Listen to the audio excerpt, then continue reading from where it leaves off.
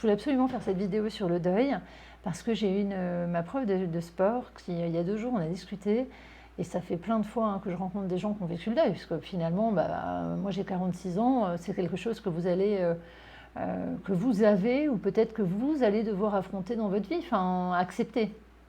Le mot n'est pas bon, pas affronter, accepter. Peut-être affronter aussi, mais c'est mieux d'accepter. La mort fait partie de la vie. Dans nos sociétés occidentales, on a fait comme si la mort c'était une injustice qui vous arrivait à vous, on vous raconte des... Enfin, je trouve ça juste incroyable. J'ai perdu ma meilleure amie le 20 octobre, le 27 octobre 2020. Et c'était une fille fantastique. J'ai eu de la chance de l'avoir à mes côtés pendant 30 ans. Presque entre 25 et 30 ans. Elle me disait toujours, Marine, comment ça se fait que tu en es encore là?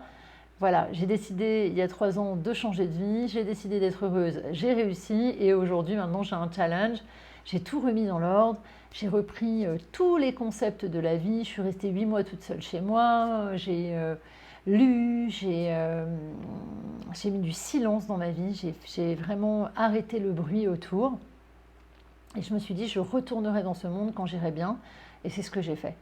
Il y a plusieurs façons de rendre hommage à quelqu'un qui est décédé et je ne pense pas que de se morfondre dans la tristesse soit la meilleure façon. La plupart du temps, mon ami en tout cas,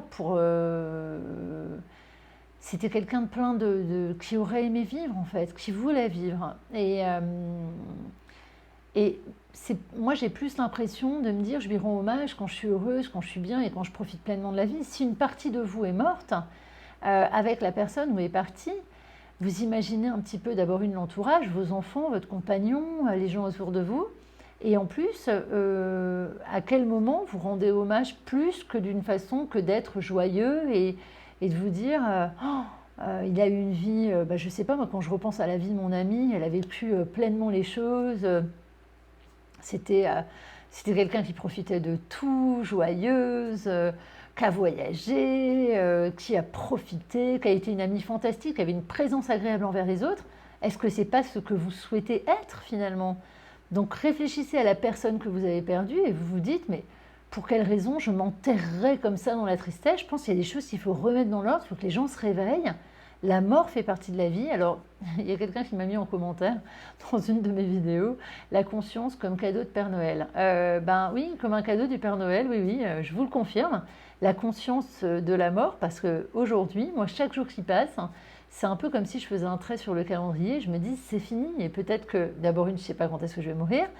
Mais quand vous vivez votre vie, alors peut-être que ce sont des concepts que je ne comprenais pas parce que je ne les ressentais pas. Je ne parle pas de mots bateaux. Moi, je suis restée 3 ans seule.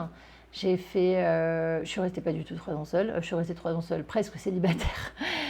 Voilà, alors que j'avais passé ma vie en couple. J'ai passé 8 mois seule, enfermée chez moi. Maintenant, je fais de la méditation tous les jours. Je me repose. Je peux plus vivre sur les nerfs. Faut que je fasse hyper attention à ma fatigue. Je mange correctement. Là, je bois plus d'alcool, plus de cigarettes, plus voilà. Je fais du sport tous les jours, j'ai compris que c'était une usine chimique, qu'il fallait s'en occuper. J'ai fait un réel travail sur moi pour reprendre de la clarté et reprendre toutes ces choses qui, ça me causait tant de souffrance. La perte, pour moi, c'était inacceptable. Ça créait un vide en moi. Alors, j'étais déjà tellement vide que quand j'ai perdu mon amie, j'ai l'impression, je vous assure, quand elle m'a annoncé qu'elle avait un cancer du pancréas, j'ai eu l'impression que le sol s'ouvrait sous mes pieds. Alors manifestement, d'après ce que j'ai lu, c'est vrai qu'il y a souvent les gens qui changent profondément vivent cet événement-là comme une coupure, quoi. Comme si là c'est fini en fait, on peut plus. Moi je pourrais plus jamais vivre comme avant. Et le truc, c'est que quand je vois des gens si tristes, quand j'ai vu ma prof de gym avec cette tristesse dans son regard, et attention, c'est une fille géniale à côté, et voilà, je me suis dit, mince, pour sa fille, pour son compagnon, son frère n'aurait pas souhaité ça. Et vous devez vous dire, si vous mourriez, est-ce que vous voudriez que les gens arrêtent de vivre autour? Moi, je dis toujours à ma fille, il faut vivre, vivre, vivre. Si je meurs, s'il m'arrive quelque chose, s'il te plaît, je voudrais que tu vives pour nous deux. Mais en aucun cas que tu te morfondes. La tristesse, ça vient, c'est une émotion, on la ressent, c'est très rapide. Ça vient, c'est lié à un souvenir, une odeur, n'importe quoi peut déclencher. Hein, c'est la mémoire, je vous expliquerai la mémoire à long terme, le rôle des émotions dans la mémoire à long terme. Une émotion forte, un événement, et ça va créer la mémoire à long terme. Vous allez vous en rappeler des années plus tard, ce qui est merveilleux. Et du coup, l'émotion, elle vient, on ne s'identifie pas à l'émotion, on la laisse passer, voilà, parfois je sanglote, hein. Puis hop, ça passe. Je ne vais pas rester dans cette émotion pendant 24 heures où, voilà, c'est passé. Et après, je repense, alors c'est un entraînement, attention, hein, je ne dis pas que ça se fait en 2 secondes et demie, mais après, je repense à des choses super que j'ai vécues avec elle.